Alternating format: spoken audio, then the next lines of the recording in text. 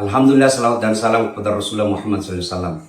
Semoga para pengambil keputusan di negara ini tetap dalam lindungan Allah, berkah pekerjaannya, jadi pahala dalam bekerja. Saya hari ini berencana membayar besi semen untuk pembangunan masjid saya. Jadi saya datanglah mengambil uang yang saya tabung di bank pemerintah. Setelah saya tiba ternyata rekening saya diblokir karena tidak aktif selama 3 bulan. Saya bingung kenapa diblokir. Alasannya katanya supaya menghindari hal-hal negatif. Setahu saya selalu diiklankan oleh negara, ayo menabung, ayo menabung. Menabunglah saya, tapi kenapa diblokir? Namanya menabung disimpan duit. Kalau tidak disimpan, diambil terus bolak-balik, lebih baik disimpan di dompet. Namanya kita diajak menabung, ya kita simpanlah. Kenapa setelah saya simpan malah diblokir? Dan duit saya ini tidak banyak.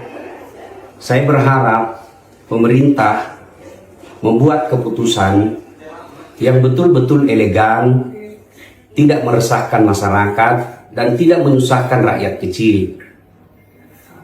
Saya berharap apapun kebijakan itu selalu berarah pada kemaslahatan umat. Saya tahu niat ini bagus, niat pemblokiran rekening ini baik, tapi caranya yang tidak elegan. Apa gunanya kalian yang sekolah tinggi-tinggi ke luar negeri, digaji oleh negara, yang bekerja mengelola keuangan masyarakat, lalu uang masyarakat ini, kebijakan ini justru melahirkan keresahan dan menyusahkan masyarakat. Saya tidak ahli di bidang perbankan, saya tidak ahli di bidang ekonomi, tetapi falsafah dari semua ada negara supaya bisa melayani masyarakat. Saya menabung untuk aman dan membantu negara, tapi ternyata saya diblokir. Mudah-mudahan hanya ini terjadi pada diri saya, tidak pada masyarakat yang jauh lebih kecil dari saya. Kepada pemerintah, ini jangan dianggap sebagai teror, jangan dianggap sebagai lawan. Anggaplah sebagai masukan dari rakyat untuk memperbaiki sistem pengelolaan keuangan negara. Saya yakin kalau niatnya baik, pasti Allah tunjukkan jalan yang baik. Saya Dasat Latif dari Kota Makassar. Assalamualaikum warahmatullahi wabarakatuh. Saya belum jelas apakah dasarnya peraturan apa. Masa rekeningnya harus dibekukan? Bapak tidak berhak, negara tidak berhak. Itu hak pribadi orang.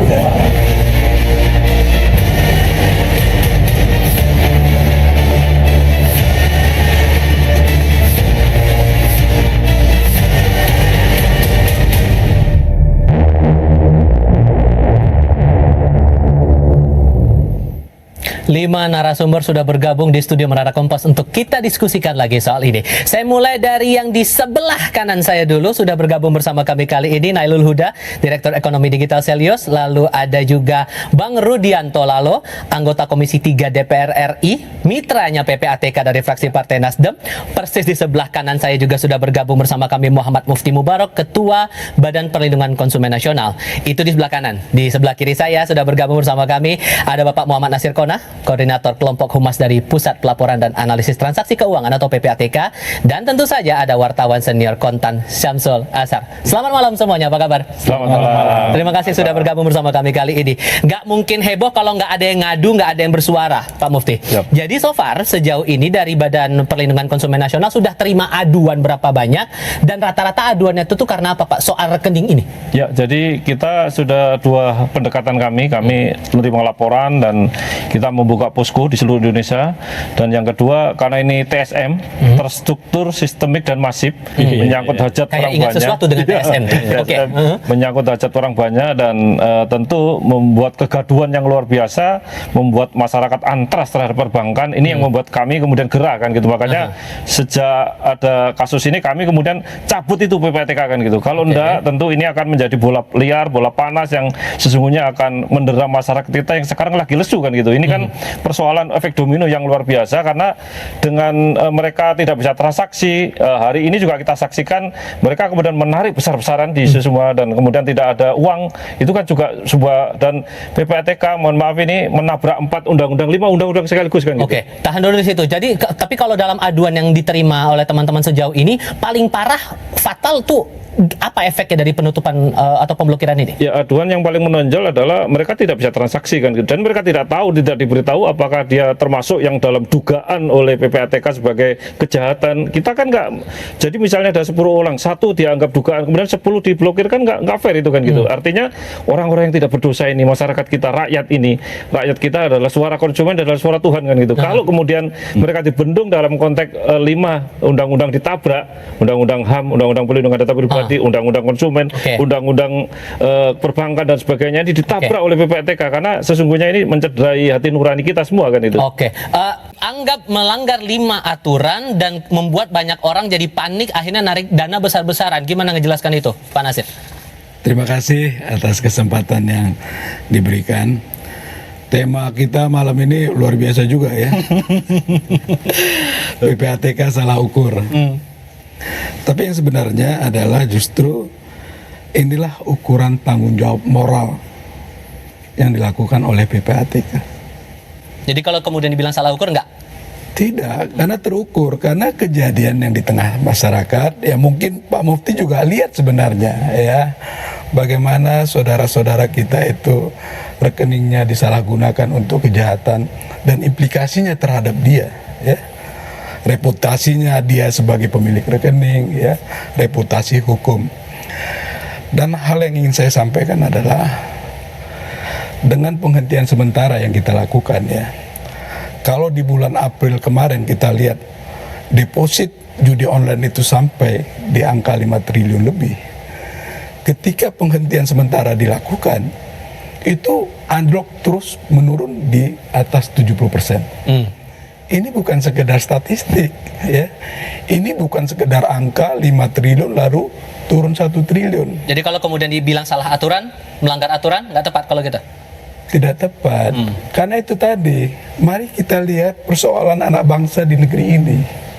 Ada luka sosial dari angka-angka statistik itu. Bukan sekedar 5 triliun turun menjadi 1 triliun. Tapi lihat bagaimana banyak ibu-ibu yang meminta cerai sampai ribuan, itu lihat tuh kan.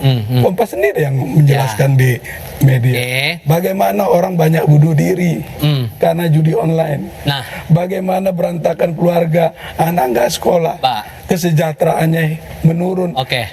Yang pendapatan keluarga itu 200.000, 100.000 dibuat untuk judi online. Bang Lalo Pak Mufti bisa juga melihat itu, Pak. Keberhasilan justru di pandang PPATK gara-gara kebijakan semacam ini. Tapi di sisi lain dari pihak Badan Konsumen malah bilang ada 5 aturan yang dilanggar. Gimana tuh? Ya, kalau kami perspektif DPR berharap kebijakan-kebijakan yang diambil oleh suatu lembaga institusi termasuk PPATK ini, kebijakannya itu jangan buat gaduh, Pak. Jangan buat polemik. Walaupun dianggap berhasil. Ya tunggu dulu. Karena ketika ada gaduh polemik, maka dianggap masyarakat tidak memenuhi rasa keadilan. Makanya menuai protes, menuai kritik. Itu yang kemudian saya sampaikan. Ini kan misinformasi sebenarnya. Awalnya disebut 3 bulan, begitu ada riak-riak ribut berubah jadi 5 tahun. Ini memang itu pasti kontroversi, Pak. Karena gini, Pak, PPATK ini kan lahir upaya preventif sebenarnya pencegahan. Kalau kemudian ada rekening yang disinyalir patut diduga terkait dengan tindak pidana pencucian uang, maka yang harus dilakukan PPATK melaporkan itu semua ke aparat penegak hukum. Aparat penegak hukum lah yang kemudian melakukan penindakan untuk membuktikan apakah rekening ini betul-betul rekening yang diduga disinyalir tindak pidana pencucian uang atau transaksi mencurigakan. Makanya pertanyaan harusnya. Makanya pertanyaannya kriteria apa yang membuat akhirnya PPATK menutup satu rekening, Pak? Itu yang masih jadi abu-abu. Pemiliknya ada padahal yang punya rekening dorman itu bukan fiktif, tapi emang nggak ada transaksinya aja. Itu kriterianya berdasar dari mana kalau begitu? Kalau untuk kriteria dorman itu masing-masing perbankan tuh punya definisi sendiri-sendiri ya. Tapi yang banyak dilakukan penghentian sementara itu 35 juta dari nilai jumlah rekening yang dihentikan sementara itu, 35 jutanya itu di atas 5 tahun. Rekening itu tidak aktif, seperti itu. Dan itulah yang banyak disalahgunakan untuk kejahatan, menampung dana judi online, transaksi narkoba, judi korupsi, ya, illegal mining, perdagangan orang, dan 26 tindak pidana asal ya, yang kalau kita lihat di pasal 2 Undang-Undang Nomor 8 tahun 2010 tentang pencegahan dan pemberantasan tindak pidana pencucian uang. Dan dari 120 itu semuanya memenuhi masuk ke dalam kriteria itu? Kebanyakan di atas 5 tahun rekening yang tidak aktif tadi. Tapi kalau indikasi mengarah ke sana, apakah Ya. sudah terbaca juga? Dari sanalah kita lakukan penghentian sementara, dan ini kesempatan bank ya untuk juga menerapkan kewajiban mereka dalam hal melakukan prinsip mengenal pengguna jasa. Nah, bagaimana kewajiban dari industri seperti itu. Sudah memenuhi tidak kalau menurut Anda Pak Mufti dengan kriteria yang disampaikan PPATK tadi? Saya kira dalam konteks itu ada 5 undang-undang tadi yang saya sampaikan ditabrakkan gitu. Artinya ini kan hanya dugaan kan gitu. Artinya dugaan-dugaan oleh PPATK menganggap ini dipakai. Proses ini kan tuh harus transparan kan gitu. Diumumkan, dipublikkan gitu bahwa rekening-rekening ini mengandung. Diberitahu juga pihak konsumen atau rakyat ini diberitahu bahwa rekening akan dipakai. Nah, ketika memakai rekening itu kan ada aturannya kan, tidak kemudian dipakai oleh perbankan. Berarti ada kerjasama dong perbankan dengan PPATK misalnya. Curigaan rakyat sebagai orang yang tidak tahu terhadap rekening-rekening itu kan, kok bisa kami ada pengaman, ada OTP, ada nama orang tua, ada retina macam-macam, tetapi kok semudah itu mereka bisa melakukan transaksi dengan dalih rekening-rekening ini tidur, nganggur, dan sudah dipakai oleh kepentingan-kepentingan yang tadi aneh-aneh. Tentu kan kami curiga apa ini di balik itu semua kan gitu. Jadi kami tidak merasa apa-apa. Dosa satu orang kami tanggung seluruh tadi, ibaratnya satu orang tapi 10 orang kena semua kan gitu. So kerugiannya apa kalau gitu? Ya tentu tidak bisa transaksi, kemudian ketika kita mau transaksi-transaksi yang lain kita kemudian dihentikan, dan tentu kita berharap konsumen kita itu kan uangnya kecil kan gitu. Kalau cuma 500, 1 juta kemudian diblokir, kemudian tidak bisa bergerak, dan tadi kejadiannya kan luar biasa di masyarakat kita pantau, mereka menarik semua kan gitu. Ketika takut kemudian diblokir, ternyata juga saya tadi jalan ke sini ada, Pak, saya juga diblokir, Pak. Saya waduh, ternyata tidak hanya di masyarakat tapi di sekeliling kita juga kena kan gitu. Artinya mungkin juga saya cek besok juga saya diblokir kan gitu misalnya. Itu kan artinya mencederai rakyat kan gitu. Saya tidak bicara soal konteks judi-judi. Oke, judi urusan judi kan, tapi bahwa kemudian dampak yang luar biasa terstruktur sistemik dan masif terhadap sistem ekonomi kita ini jangan dianggap enteng gitu. Tapi kan terlepas dari itu juga Mas Huda, kita kan melihat juga, dan Pak Nasir sudah menjelaskan bahwa ada loh efek positifnya. Angka transaksi indikasi judi online-nya juga berkurang di situ. Tapi yang dipandang Pak Mufti juga ini menyusahkan, bahkan ada aturan atau regulasi yang dilanggar juga. Jadi gimana menengah itu? Ya, pertama seperti ini. Segelas air garam, itulah satu-satunya yang dibutuhkan untuk menghilangkan diabetes hanya dalam beberapa hari. Kedengarannya gitu. Judi online itu kan banyak cara yang bisa dilakukan, bukan hanya dengan menutup dorman. Misalkan kita transaksi judi online sebenarnya, terus kemudian menangkap tadi para pelaku jual beli rekening, itu yang paling utama, bukan menutup dorman. Nah, inilah yang sebenarnya kalau kita lihat judi online itu seperti itu, bukan kalaupun ada ya tadi ya, kalau bahasa istilahnya kan tikus makan jerami gitu kan, yang dibasmi kan tikusnya, bukan jeraminya yang kita bakar. Nah, itulah yang sebenarnya yang memang harusnya dilihat sama PPATK. Nah, yang kedua adalah ini kalau saya bilang sebenarnya ada hukum perdata yang dilanggar. Apa tuh? Karena ada ini kan sebenarnya rekening itu kan perdata antara bank sama nasabah. Dan ketika itu PPATK masuk ke situ, itu sudah tidak ada lagi ya batas perdata di situ. Nah, makanya memang kalau dari sudut pandang konsumen ini pasti dirugikan. Saya setuju sama Pak Mufti bahwa ini pasti akan dirugikan. Dan kalau tadi misalkan ada konsekuensinya, terutama ada soal biaya. Bayangkan kalau misalkan ada nenek-nenek yang hidup di desa, dia harus membuka blokiran pemblokkiran rekening di kota. Berapa harga yang harus dibayarkan untuk transportasi? Berapa harga yang dibayarkan untuk parkir misalkan? Itu juga harus dihitung sebagai kerugian gitu. Jangan hanya ya ini kita selalu tutup sebagainya itu bersih gitu sebagainya. Tapi itu harus dihitung sebagai kerugian konsumen. Makanya ini harus dilihat secara holistik sebenarnya, Mas. Oke, so masalahnya begini, dengan banyak sisi positif dan negatifnya juga di balik kebijakan yang diambil oleh PPATK itu, ini kan dipandang oleh PPATK sudah berhasil begitu menurunkan potensi indikasi pelanggaran-pelanggaran pidana. Tapi ada juga, Anda juga dalam berbagai kesempatan juga bilang bahwa ini tindakannya ilegal. So yang berhak untuk memblokir rekening berpotensi pidana itu siapa kalau begitu? Jawabnya nanti, kita jeda sebentar, kami segera kembali.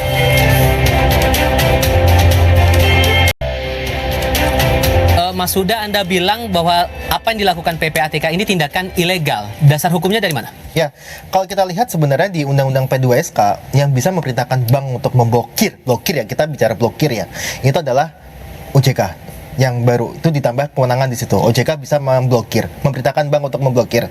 Kalau kita lihat di Undang-Undang 8 tahun 2010, itu ada kata-kata penyidik, penuntut umum, dan hakim yang bisa untuk pemblokiran. Nah, memang kalau dalam hal ini PPATK bisa untuk meminta perbankan untuk menunda transaksi. Nah, menunda transaksi ini, transaksi itu satu transaksi atau berbagai transaksi, itu belum jelas sebenarnya. Belum jelas maksud di situ seperti apa. Dan transaksi ketika ditunda pun, diperintahkan ditunda, itu syaratnya sangat ketat sekali. Misalkan, satunya adalah kalau kita lihat jumlah tertentu yang dikirim ke luar negeri, misalkan dikirim ke Kamboja, itu fair gitu. Nah, tapi masalahnya adalah ini rekening nganggur yang dia tidak ada, mungkin nggak ada transaksi ke luar negeri, kan nganggur kan, namanya transaksi nganggur, otomatis kan dia nggak ada transaksi ke luar negeri, tapi bisa dihentikan ataupun dihentikan sementara transaksinya. Tapi alasan dari Pak Ivan waktu itu kepada wartawan bilangnya dasarnya dari Undang-Undang Nomor 8 tahun 2010, masuk akal? Nah, makanya kita memang tafsirnya mungkin berbeda. Kalau tafsiran, kalau kita lihat di pasal 4 Pak ya, itu yang 44. ya, itu untuk meminta penundaan transaksi. Itu memang ada di situ. Nah, tapi kalau pemblokiran itu ada penyidik, penuntut umum, dan juga hakim. Nah, sekarang PPATK kan bukan ketiga itu sebenarnya. PPATK kan analisis sebenarnya. Scientists at Harvard just witnessed something extraordinary. During a routine study of sound frequencies, they just sehingga posisinya beda dengan lembaga penegak hukum itu. Ya. Oke, dibilang tindakan ilahan, Pak Nasir. Iya, Pak Nailul mungkin bisa lebih membaca lagi ya Undang-Undang Nomor 8 tahun 2010. Apa yang dilakukan oleh PPATK itu dasarnya kuat. Dan kita memang ini bermain istilah ya, antara istilah penghentian sementara, blokir, itu memang masing-masing punya kewenangan ya.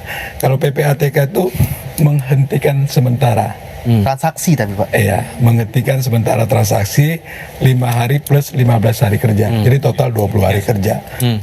Nah, tadi kalau sampaikan Pak Lelul tadi itu bank punya kewenangan ya, PPATK punya kewenangan, penyidik juga punya kewenangan yang masing-masing diatur gitu. Istilahnya juga berbeda-beda. Kalau blokir itu di ranah dari penyidikan. Konsekuensi antara blokir dan menunda transaksi itu akan gimana membedakan itu? Kalau kemudian rekening sudah diketahui ada indikasi di situ, memblokir itu apa efeknya nanti Pak? Yang bakal dihadapi oleh ya, itu udah proses penegakan hukum ya, di mana ketika diblokir kemudian penyidik menyerahkan selanjutnya kepada jaksa penuntut umum, seperti itu proses pengadilan. Kalau di PPATK penundaan sementara itu waktunya tadi itu 15 hari kerja ya. Nah, di sanalah waktu kita untuk memastikan bahwa di dalam transaksi itu ada indikasi tindak pidana.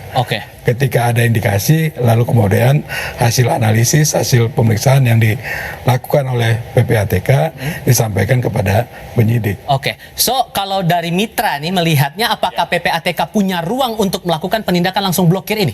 Ya, itu pasti terjadi masing-masing beda persepsi ya PPATK mungkin. Tapi saya katakan PPATK lahir itu kan sebenarnya lembaga intelijen keuangan yang dia preventif Pak. Itu bahasa saya tadi. Ketika disinyalir diduga ada transaksi mencurigakan, PPATK sebenarnya tidak bisa lakukan penindakan. Dia bawalah itu ke ranah penegakan hukum. ke polisi, ke jaksa misalkan bahwa di sini ada transaksi mencurigakan, patut diduga hasil transaksi tindak pidana pencucian uang. Jadi kerjasamanya dengan penegak hukum. Penegak hukumlah yang berhak melakukan penindakan. Datanya yang sajikan adalah sebagai bukti nanti PPATK. Sehingga Anda setuju tidak dengan apa yang dilakukan PPATK sekarang? Maka kalau soal setuju tidak setuju, kalau transaksi itu digeneralisir, kalau kebijakan ini generalisir umum, saya tidak setuju. Dan saya pertama kritik itu. Tetapi kalau transaksi yang mencurigakan patut diduga disinyalir hasil tindak pidana uang, saya setuju saja. Tetapi ketika kebijakan disinyalir batas waktu, limitasi waktunya sekian harus diblokir, tunggu dulu. Karena yang 120 juta ini menurut Anda gimana? Ada hak privasi warga negara, yang warga negara menyimpan uang di bank itu kan tujuannya untuk tabungan masa depan, ya. Ketika PPATK semena-mena langsung memblokir, ini kalau warga negara menggugat bisa saja juga kan. So, saya tegaskan lagi, 120 juta rekening ini diblokir oleh PPATK, Anda setuju atau tidak? Kalau yang mencurigakan, saya setuju. Yang tidak mencurigakan diumumkan, saya tidak setuju. Jadi PPATK tidak boleh umum melakukan langsung pemblokiran.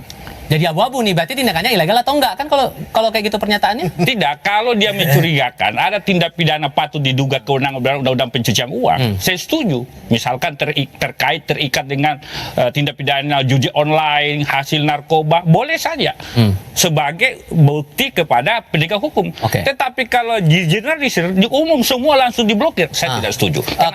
Sesungguhnya ada nggak seleksi atau kriteria yang coba dilakukan sebelum akhirnya 120 juta rekening itu diblokir, Pak?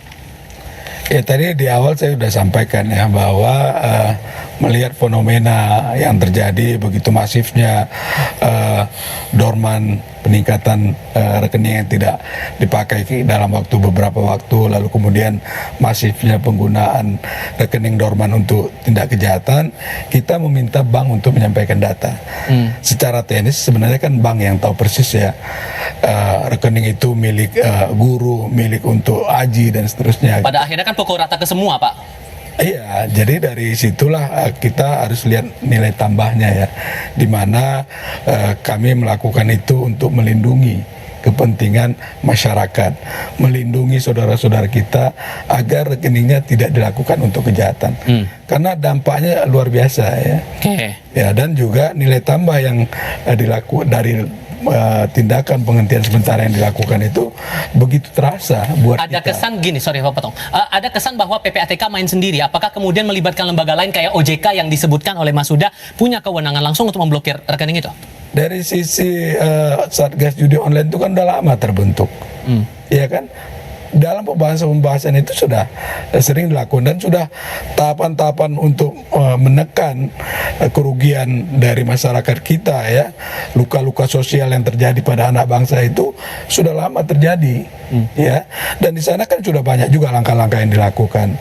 Komdiji men-take down jutaan judi online, kepolisian menangkap para bandar, PPATK mengejar uang hasil kejahatan sampai ke berbagai negara. Nah, itu kan juga belum begitu. Halo Moto. Ini adalah Moto G86 Power 5G. HP ini maksimal yang bisa kita tekan. Nah, ini salah satu cara lagi dari yang sudah dilakukan selama ini seperti itu. Pak Mufti, kalau Anda melihatnya ini apa yang dilakukan oleh PPATK dalam tanda kutip kebablasan atau masih on the track gitu? Ini kan niat baik kan gitu, tetapi dilakukan dengan tindakan yang tidak baik kan gitu. Ini sangat fatal sekali kan gitu. Dalam konteks konsumen, saya kira nanti kalau 120 juta kemudian melakukan gugatan bersama, ini kan chaos negeri ini kan gitu. Jangan hanya bicara 1M, uang perputaran uang ini besar kan gitu. Artinya kalau dugaan-dugaan itu kemudian dalam konteks kemudian dibahas bahwa negara hadir kan gitu. Hadir apanya kan gitu di sini kan gitu. Artinya kalau hanya sekedar memblokir kemudian membuka kembali, saya kira kami sepakat sepakat bahwa sudahlah nggak usah diblokir, buka aja semuanya kan gitu. Karena untuk apa kan gitu? 5 undang-undang ditabrak kan gitu, dengan dugaan tadi hanya satu pasal di PPATK yang mengatakan bisa melakukan penundaan kan gitu. Tetapi undang-undang perlindungan konsumen, undang-undang data pribadi, undang-undang perbankan, undang-undang P2SK dan undang-undang HAM terutama kan ini kan membuat luar biasa gemuruhnya dan gaduhnya di Republik ini. Kalau hari-hari ini kita saksikan masyarakat kita sudah antras ini kan gitu. Oke, Mas Syamsul, kalau bahasa anak zaman sekarang another moment di sini. Membuat kaget banyak orang. So, menurut Anda dari penjelasan tadi, apakah PPATK bermain sendiri di sini tanpa melibatkan OJK? Nah, tindakan yang tadi mengagetkan semuanya, saya setuju dengan Pak Mufti tadi. Ini sebenarnya ada apa di balik ini? Ini yang perlu lebih penjelasan ini dari Pak Nasir. Nah, kenapa kok tiba-tiba milih rekening yang 120 juta? Kenapa tidak komunikasi dengan perbankannya diperbaiki? Bukankah perbankan juga punya mekanisme untuk menonaktifkan rekening-rekening itu? Dan transfer itu tujuannya kemana itu jelas.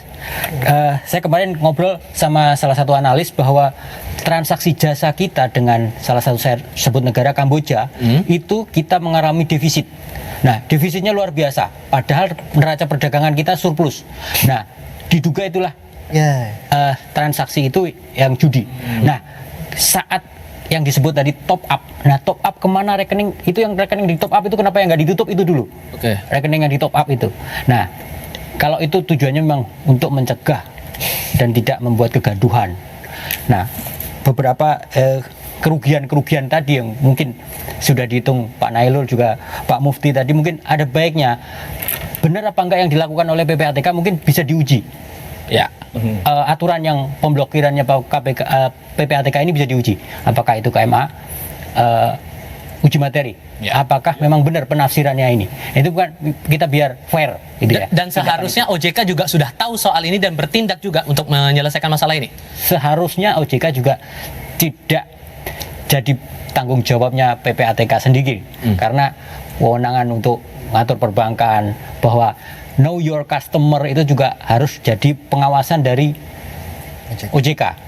Sekarang saya dapat dari yang informasi yang kami dapat itu ada seorang guru di daerah Depok. Itu rekening sertifikasi tiba-tiba diblokir, rekening nol. Itu kan mengagetkan. Sebenarnya kan know your customer itu kalau tahu, banknya tahu dan dilaporkan ke ini bukan dorman. Ini rekening yang memang tidak aktif karena memang diciptakan atau dibuat itu hanya untuk menerima sertifikasi yang 3 bulan sekali dibayarkan itu. Jadi apa yang salah? Nggak ada yang salah. Kalau ini ada transaksi ke misalkan ke luar negeri atau top up tadi, nah itu baru bisa dicurigai. Nah, kategori itu yang bisa tahu adalah know your customer tadi. Banknya ya jangan disalahin sendiri. Ini saya posisi di sini bukan membela, tapi ini bukan suatu kebijakan main sendiri bukan. Sehingga sekarang pertanyaannya Pak Lalo, apakah sebetulnya untuk proses pemblokiran itu harus melibatkan lembaga penegak hukum atau lembaga peradilan dulu baru kemudian diblokir, atau bisa seperti yang dilakukan PPATK? Ya, harusnya koordinasi dengan penegak hukum.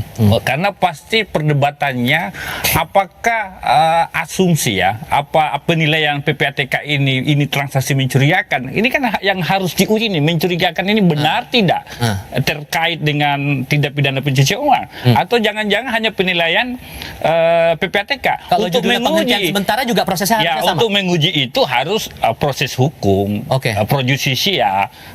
So Anda posisinya tidak setujunya karena tidak ada proses izin kepada lembaga penegak hukum dan lembaga peradilan itu tadi? Ya, langsung umum diblokir. Ya pasti akan memantik reaksi lah. So kalau ada izinnya nggak masalah? Ya, belum tentu 120 juta yang diblokir itu terikat dengan asumsi PPATK terikat dengan tindak pidana pencucian uang. Itu belum pasti. Nah, sekarang bagaimana pertanggungjawab PPATK terhadap rekening yang diblokir itu? Ini yang berat. Blokirnya gampang, bukanya itu yang setengah mati kalau belum bicara efek dampak ya. Meskipun kemudian PPATK punya hak untuk melakukan penghentian sementara 5-20 hari. Ya, itu yang saya katakan. Ini kan problem utamanya hanya komunikasi, misinformasi. Kalau informasinya dari awal disampaikan kepada seluruh nasabah melalui bank atau langsung PPATK diumumkan secara masif di informasinya ke seluruh nasabah, saya kira kan tidak ada reaksi dan protes. Ini karena tiba-tiba, nah inilah terjadi kegaduhan. Nah, kita tidak mau institusi manapun itu bikin kebijakan yang bikin gaduh, Pak. Sudah bikin gaduh, kemudian tak lama kemudian ada rapat bersama dengan Presiden, bareng PPATK juga waktu itu saya melihat juga rapat bersama dengan teman-teman di istana waktu itu, dan pada akhirnya sebagian besar rekening dibuka lagi. Apakah harus nunggu rapat dulu baru kemudian dibuka? Jawabannya nanti setelah jeda berikut. Pak Mufti, kebijakan ini akhirnya bikin gaduh, terus kemudian akhirnya PPATK bareng-bareng rapat dengan Presiden, dan pada ujungnya setelah rapat dengan Presiden dibukalah sebagian besar rekening itu. Menurut Anda, akhirnya kan ada pandangan ini kebijakan kayaknya asal-asalan aja dibikin. Dari lembaga Anda juga menangkap begitu? Ya, kami besok akan rapat dengan OJK, BI kan gitu, untuk melihat langsung bagaimana otoritas ini nanti menyambut isu PPATK ini kan gitu.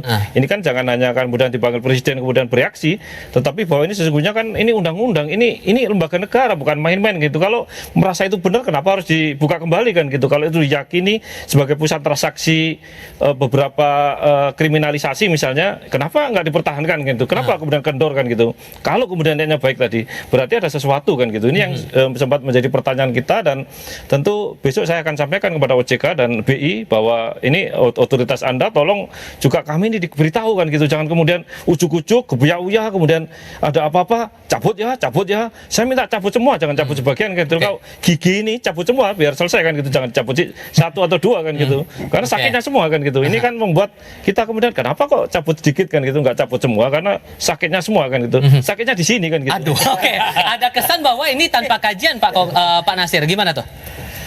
Sebenarnya kalau kita lihat sekuen ya, 28 juta rekening yang dihentikan sementara itu beberapa hari sebelum pertemuan Kepala PPATK Bapak Ivan Yustiavandana dengan Presiden. Dan dari April, Mei ketika kita lakukan penghentian sementara itu udah banyak yang dibuka. Nah, ketika pemiliknya jelas, nggak ada masalah dibuka. Dan sampai sekarang dibuka gitu loh. Awal Agustus ini udah 30 juta lebih. Rekening penghentian sementara itu dibuka kembali gitu. Kalau kemudian dibilang tanpa kajian, tepat nggak tuh? Wah, ini kan udah proses lama, ini bukan ujuk-ujuk dilakukan penghentian sementara. Ini salah satu langkah untuk tadi memperbaiki luka sosial yang terjadi di tengah masyarakat. Oke. Kalau begitu yang rapat kemarin bareng Presiden itu memang ada reminder dari Presiden, tolong ditengahi dulu masalah ini, atau justru ada pembahasan lain sebetulnya? Sama sekali nggak ada dibahas soal penghentian sementara ini, karena Pak Presiden sendiri dari pernyataan-pernyataan yang beliau sampaikan kan justru mendukung dalam hal melindungi kepentingan masyarakat.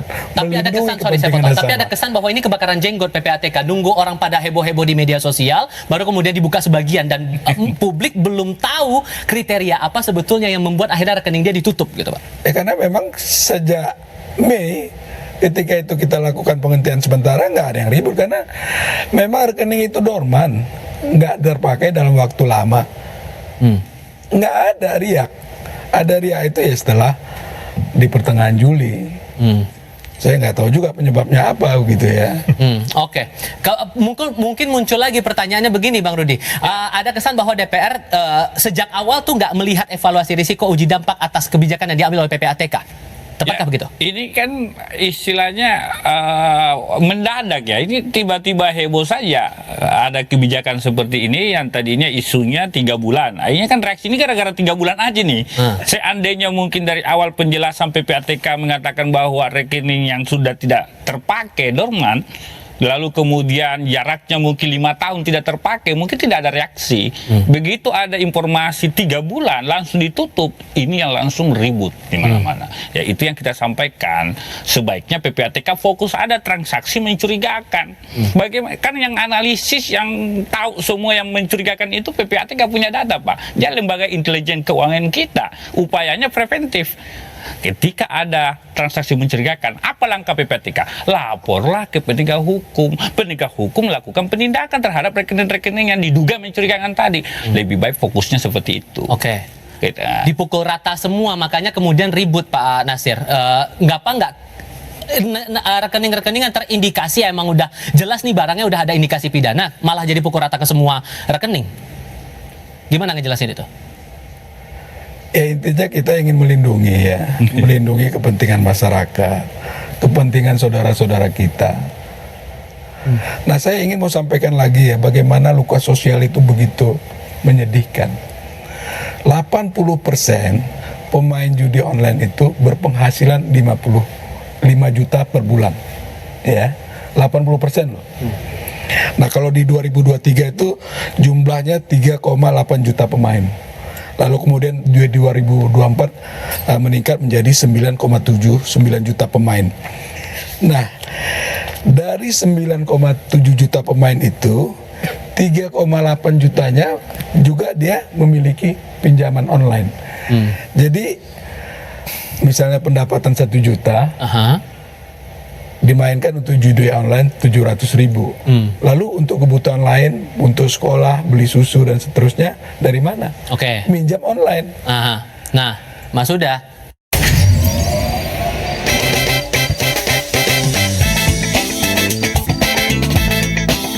dengan alasan itu ada luka sosial yang membuat akhirnya PPATK, ada dampak sosial yang dia membuat akhirnya PPATK melakukan seperti itu, tapi ada kesan juga bahwa PPATK ini jalan sendiri. Ya, yang pertama seperti ini Mas, bahwa definisi dorman ini kita harus sepakat dulu sebenarnya. Tadi sampaikan juga sama Pak Lolo kan, bahwa ini 3 bulan, terus kemudian dirawat dan sebagainya.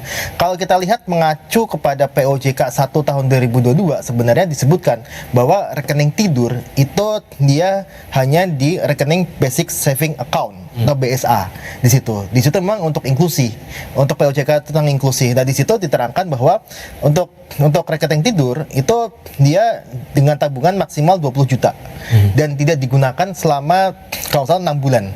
Dan berturut-turut itu baru bisa dikatakan rekening tidur.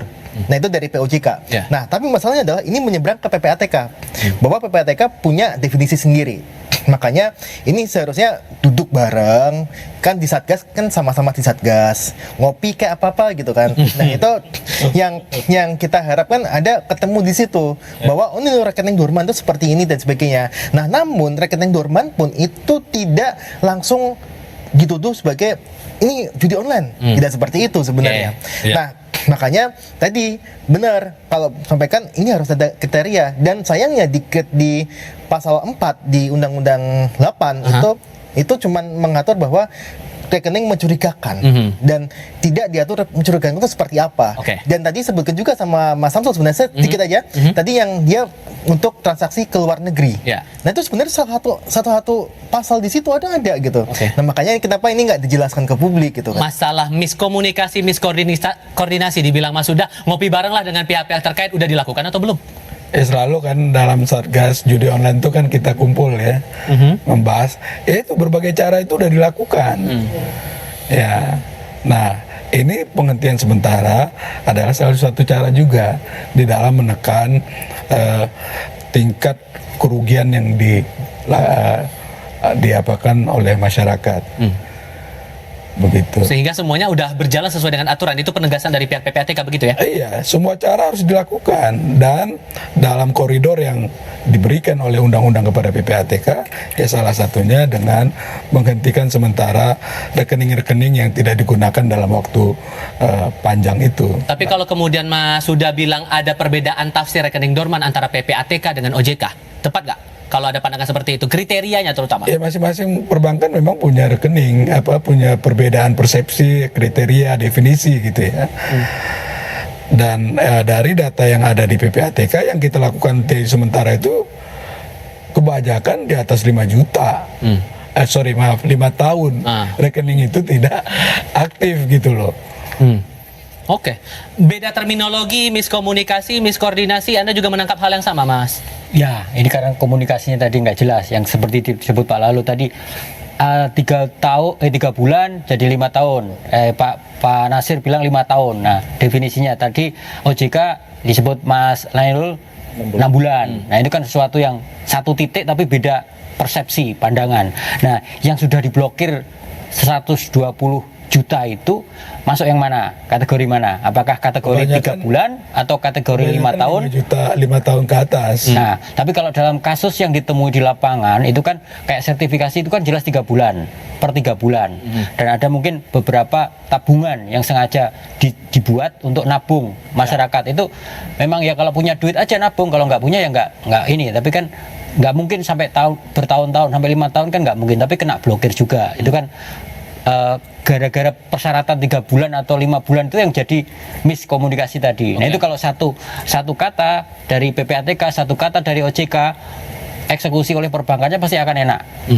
Kalau rekening itu benar-benar nganggur dan nilainya kecil itu otomatis ditutup kan tiap potongan bulanan itu kan sudah administrasi kan sekarang udah gede banget ya. Ada yang 50.000, ada yang berapa. Itu kan pasti habis lah kalau dia di bawah 5 juta itu pasti habis lah. Nggak usah pakai dorman udah tutup aja itu. Nggak akan jadi beban bank. Jadi kalau yang di atas itu nilainya, nah ini rata-rata berapa dari 120 juta itu total duitnya berapa, dampak ekonominya gede. Mandek kalau itu pedagang-pedagang misalkan yang dia harus menerima pembayaran dia jualan online atau apa. Nah itu kan masih dampak-dampak yang mungkin harus dihitung oleh konsumen itu untuk menjadi gugatan konsumen pun Pak ya. Dan itu pemetaannya menurut Anda juga tidak terbaca sejak awal? Sangat tidak terbaca dan tidak ada pemberitahuan kan gitu. Karena hak dari kita harus konsumen itu kan dapat keamanan, kenyamanan dan keselamatan terakhir kan itu. Sampai harus selamat kan gitu. Kalau kemudian tragedi-tragedi itu muncul, ada yang bayar untuk SPP, ada yang untuk kesehatan nggak bisa dan sebagainya, tiba-tiba kami harus diberitahu dong. Misalnya kalau misalnya ada dugaan dari PPATK bahwa rekening Anda begini-begini mesti diberitahu oleh perbankan kan itu. Karena pengamanan itu luar biasa sebenarnya oleh perbankan ini. Kita nggak bisa kemudian mengotak-atik itu, menjual-belikan, transaksi atas nama negara, kita keruk, kita mainkan, kita itu nggak boleh kan gitu. Kami nggak merasa kalau nanti kami class action misalnya sampai gugatan, sampai kemudian menganggap negara kemudian lalai, abai dan sebagainya. Tentu kita tidak seperti itu kan gitu. Ini kita berharap ada win-win lah dari PPATK juga agak longgar. Ya sudahlah, kita memang ada sesuatu ya kita sampaikan bahwa ini untuk dugaan itu boleh, namanya dugaan kan gitu. Belum fakta hukum, belum peristiwa hukum, belum keputusan hukum, itu yang kita sesalkan kan. Profil risiko atau profil dari nasabah yang terdampak rekening ini, terutama mereka yang profilnya UMKM atau mereka kalangan-kalangan ekonomi kecil, apakah juga terpetakan sejak awal oleh PPATK sebelum pemblokiran itu Pak? Ya memang eksis yang akan terjadi itu memang sudah dipertimbangkan, dan kita juga dengan rendah hati ya menerima ya masukan-masukan yang disampaikan oleh Pak Mufti ya, Pak Nailul, Pak Rudi anggota Dewan, Pak Samsul. Ya tentu apa yang terjadi di tengah masyarakat itu kita serap juga ya untuk perbaikan langkah-langkah selanjutnya yang bisa kita lakukan. Tapi intinya apa yang kita lakukan ini adalah untuk melindungi saudara-saudara kita, melindungi rekening dari perbuatan ataupun dari masalah-masalah yang sangat merugikan. Oke, 30 juta dari 120 juta sudah dibuka. Sisa 90 juta lagi. Diapakan nih 90 juta ini dan kapan kira-kira rekeningnya bakal dibuka? Jawabnya nanti apa ya? Kita jeda sebentar, kami segera kembali.